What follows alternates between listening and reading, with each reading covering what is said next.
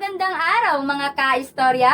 Panibagong araw, panibagong kaalaman na naman ang ating matututuhan. Sa bidyong ito, pag-uusapan natin kung ano nga ba ang mitolohiya, mga elemento at ang halimbawa mula sa mga panitikang taglay ng Timog Agusan. Ano nga ba ang mitolohiya? Ang mitolohiya o mito at mythology or myth sa Ingles ay mga kwento na ang pangunahing tauhan ay mga Diyos o Diyosa, mga bayani at iba pang nilalang. Narito naman ang mga elemento ng mitolohiya. Una ay ang mga tauhan. Ang mito ay may malawak na hanay ng mga tauhan kabilang ang mga Diyos, Diyosa, mortal, halimaw at iba pang nilalang. Kalawa ay ang tagpuan. Kabilang sa tagpuan ang kaharian ng mga Diyos, mitikong lugar o mga kakaibang mundo na kadalasang hindi mapuntahan ng mga mortal. Ikatlo ay ang banghay. Ang banghay ay ang kabuuang istruktura at balangkas ng mito na nagpapakita ng pagkakasunod-sunod ng mga pangyayari. Pang-apat ay ang tema. Ang tema ay nakasentro sa mga paniniwala, kaisipan at moralidad ng isang kultura at relihiyon. Panglima ay ang simbolismo. Ang mitolohiya ay puno ng simbolismo kung saan ang mga tauhan, bagay o pangyayari ay mas may malalim na kahulugan. Halimbawa, ang ibon na phoenix ay sumisimbolo sa muling pagkabuhay at pag-asa. Pang-anim ay ang tunggalian. Tumutukoy sa mga tunggalian o labanang nagaganap sa pagitan ng masama at mabuti. Maari ring sa pagitan ng Diyos at mortal. Pang-pito ay ang pagsasalaysay. Ang estilo ng mitolohiya ay pasalaysay. Maaring maglalaman ng mga talinghaga, haka-haka o pagkikwento sa ikatlong panauhan. Pang-walo ay ang resolusyon. Ang mito ay karaniwang nagtatapos kung saan ang mga tunggalian ay nalulutas. Ang mga aral ay natututunan at ang mga tauhan ay nagbabago. Ang resolusyon ay nagbibigay ng kasiyahan sa kwento at nagpapahiwatig sa mga mambabasa o tagapakinig ng mamahalagang aral at kahulugan. Ang mga sumusunod ay mga gabay na katanungan para sa inyong panunood.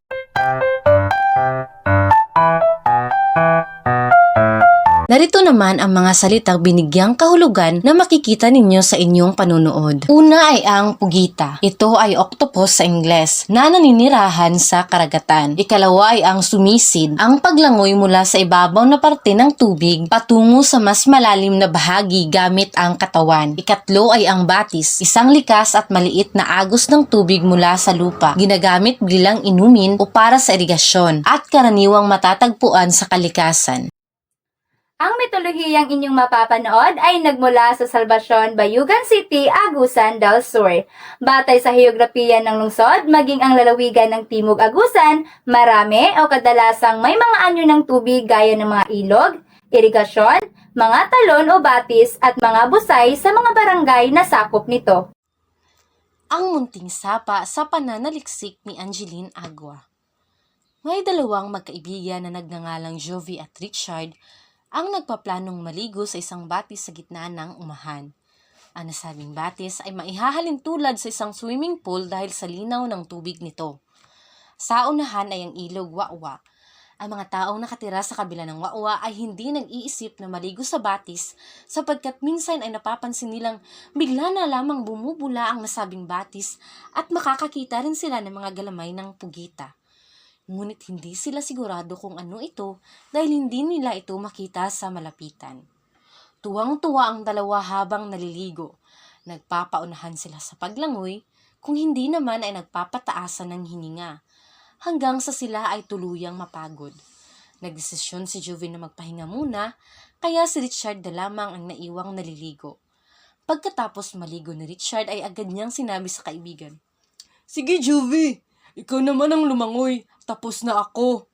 "Sige, Chard! Ako naman at dyan ka na muna!" ang tugon ni Jovi. Bago tuluyang lumangoy ay may nakita silang mistulang ulo na mabilis na sumisid pa ilalim ng batis. Sinundan nila ito ng tingin hanggang sa tuluyan itong mawala. Nagkibit balikat ang dalawa at isinawalang bahala ang kanilang nakita. Pagkatapos ay tuluyan nang sumisid si Jovi. Lumipas ang ilang minuto, naubos na lamang ni Richard ang kanyang sigarilyo ay hindi pa rin umaahon si Jovi. Tinawag niya ito ngunit walang sumagot, kaya nagsimula na siyang mag-alala. Nang hindi na siya mapalagay ay tumawag na siya ng tulong. Matagal bago dumating ang mga tao sapagkat ang akala nila ay iba ang sinasabi ni Richard. Paglapit ng mga nakarinig ay agad silang sumisid ngunit wala silang nakita. hanggang sa isang pipi na ang sumisid saka pa lamang nakita ang bangkay ni Juvie na may bakas ng tali ang liig, nakaupo at nakasandal pa ang binata sa lupa na nasa ilalim ng tubig. Para bang sinadya na hindi nakakapagsalita ang dapat na makakita sa kanyang katawan upang hindi nito maikwento ng maayos kung anuman ang kanyang nakita sa ilalim ng batis. Isang gabi, na naginip ang nanay ni Juvie tungkol sa kanya. "Nay, huwag kang mag-alala. Dahil buhay pa ako, nandito lamang ako sa batis at binabantayan ko ang mga isda." Sambit ni Juvie sa panaginip ng kanyang ina na nagpahinto sa pagdadalamhati ng ginang. Lumipas ang ilang araw, pagkatapos ng libing ni Juvie ay hindi na nakita pa ang batis na parang sumama ito kay Juvie sa huling hantungan ng binata. Sa ngayon, ang kinalalagyan ng batis ay tuluyan ng naging umahan. Nagustuhan niyo ba ang mitolohiyang inyong napanood, mga kaistorya? Kung gayon, batid kong handa na kayo sa pagsagot sa mga sumusunod na katanungan. Una, sino-sino ang mga tauhan sa mitolohiyang inyong napanood? Ikalawa, saan ang tagpuan ng kwento? Ikatlo, kung ikaw si Richard o Juvie, noong may napansin na kayong kakaiba sa batis, ipagpatuloy niyo pa rin ba ang pagligo roon? Pang-apat, paano kaya nagtapos ang kwento?